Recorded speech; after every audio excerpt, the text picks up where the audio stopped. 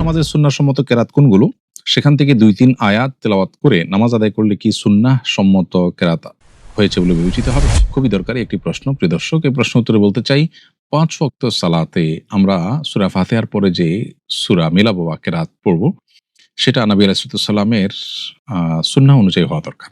তিনি কোন মাপের সূরা তেলাওয়াত করতেন? কতটুকু তেলাওয়াত করতেন? উত্তর হলো ফজরের সালাতে তিনি সাধারণত তেওয়ালে মুফাসসাল, হাদিসের ভাষায় মুসনাদ আহমদে বর্ণিত হয়েছে যে তেওয়ালে মুফাসসাল অর্থাৎ একটু দীর্ঘ সূরাগুলো তিনি তেলাওয়াত করতেন ফজরের সালাতে, এবং যোহরের সালাতেও তাই।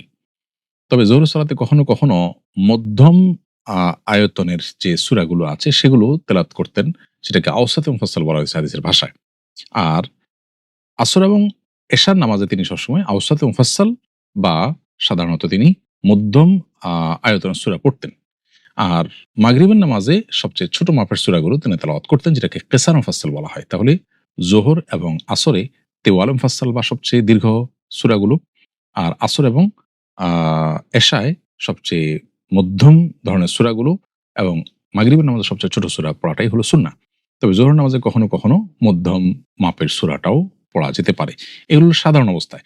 কখনো কখনো এই নিয়মের ব্যত্যয় করে অন্য যেকোনো জায়গা থেকে যে কোনো পরিমাণ তিনি পড়েছেন সেটাও সাব্যস্ত হয়েছে। তবে সচরাচর এবং বেশিরভাগ সময় এটা মেইনটেইন করা উত্তম বা ভালো। এখন তেওয়াল মুফাসসালের সংজ্ঞাটা কি? তেওয়াল মুফাসসালের সংজ্ঞা হলো যে, আমরা একটি হাদিসে মুসনাদ আহমদের বর্ণিত হয়েছে এ সম্পর্কে মুসান্নাফ ইবনে আবি শাইবা, সহিহ ইবনে খুজাইমা, সুনানে তিরমিজি এবং মুসনাদ আহমদ বিভিন্ন হাদিসে কিতাবে হাদিস বর্ণিত হয়েছে। সবগুলোকে সামনে রাখলে আমরা দেখি মূলত তেওয়ালে মুফাসসাল বলা হয় ৩০ নম্বর পারার সবচেয়ে বড় সূরাগুলোকে। অনেক ইমামগণ বলেছেন যে ফজর নামাজে তেওয়ালে মুফাসসাল পড়তে হবে, যোহরের নামাজেও কখনো কখনো তেওয়ালে মুফাসসাল। সেক্ষেত্রে তেওয়ালে মুফাসসালের পরিমাণ হলো, ডেফিনিশন হলো, যেই নামাজে ২ রাকাতে ৪০ টি আয়াত তেলাওয়াত হবে। আপনি ৩০ নম্বর পারার শুরুর দিকের সূরাগুলো যদি পড়েন তাহলে তেওয়ালে মুফাসসাল হয়ে যাবে। তো এটা হলো তেওয়ালে মুফাসসালের সংজ্ঞা। মুসনাদ আহমদের একটি বর্ণনা পাওয়া যায়, যেই বর্ণনায় নবী করিম সাল্লাল্লাহু আলাইহি ওয়াসাল্লাম যোহরের নামাজে সূরায়ে বুরুজ, সূরায়ে ওয়াল-লাইল, তারপরে সূরায়ে ওয়াত-তারিক, সূরায়ে গাশিয়াহ এগুলো পড়েছেন, সাব্যস্ত হয়েছে। এগুলো হলো মধ্যম স্তরের সূরা তেওয়ালে মুফাসসাল। আর ফজর নামাজের তার চাইতে দীর্ঘ তেলাওয়াত তিনি করেছেন। এগুলো হলো সাধারণ অবস্থায়, স্বাভাবিক অবস্থায়। এর বাইরে যোহরের নামাজে নবী সাল্লাল্লাহু আলাইহি ওয়াসাল্লাম ওয়াল-লাইলি ইযা ইয়াগশা ওয়াশ-শামসি ওয়াদ-দুহা পড়েছেন, সেগুলোও কিন্তু মধ্যম স্তরের সূরা, এবং এগুলোও কিন্তু বোঝা যায় যে তেওয়ালে মুফাসসাল অর্থাৎ মাঝামাঝি আয়তনের সূরা তিনি তেলাওয়াত করতেন। আবার কখনো কখনো দীর্ঘ আয়তনের সূরা তেলাওয়াত করেছেন, সেটিও প্রমাণিত হয়। সো ইবনে খিজামার হাদিসে বর্ণিত হয়েছে যে নবী করিম সাল্লাল্লাহু আলাইহি ওয়াসাল্লাম যোহর এবং আসরে মধ্যম মাপের সূরা ওয়াল-লাইলি ইযা ইয়াগশা ওয়াশ-শামসি ওয়াদ-দুহা এগুলো পড়লেও ফজর নামাজে তার চেয়ে দীর্ঘ সূরা পড়তেন।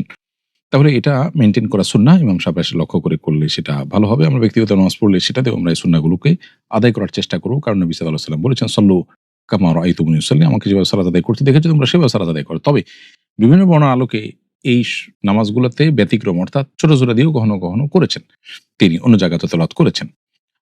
এই মাপটা ঠিক রেখে, ধরুন আপনার সূরা আম্মা ইয়াতাসাআলুন, সূরা নাজিআত, ফজর নামাজে এই ধরনের লম্বা সূরা আপনি তেলাওয়াত করলেন। এই মাপটা ঠিক রেখে অন্য যেকোনো জায়গা থেকে তেলাওয়াত করলেও সুন্নাহ আদায় হয়ে যাবে। মাপটা হলো এটা মূলত।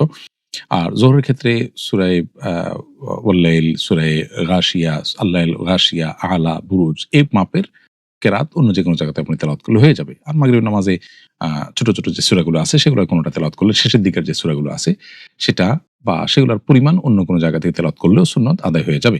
সফরে নবী করিম সাল্লাল্লাহু আলাইহি ওয়াসাল্লাম সাধারণত খুব ছোট করে নামাজ পড়তেন। এর মধ্যে প্রথম রাকাতে সূরা কাফিরুন, দ্বিতীয় রাকাতে সূরা ইখলাস পাঠ করার বিষয়টি প্রমাণিত রয়েছে। আবারও বলছি, এই বিষয়গুলো সাধারণ এবং স্বাভাবিক অবস্থায় মেইনটেইন করা সুন্নাহ। তবে এর ব্যতিক্রম করাটাও নবী সাল্লাল্লাহু আলাইহি ওয়াসাল্লাম থেকে সাব্যস্ত আছে কখনো কখনো।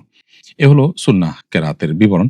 তবে এর বাইরে যদি কেউ ওই তেওয়ালে মুফাসসাল বা আওসাত মুফাসসাল থেকে ২ আয়াত ৩ আয়াত পড়ে, তাহলে নামাজ আদায় হয়ে যাবে, কিন্তু কেরাতের সুন্নাহ যেটা সেটা আদায় হলো না।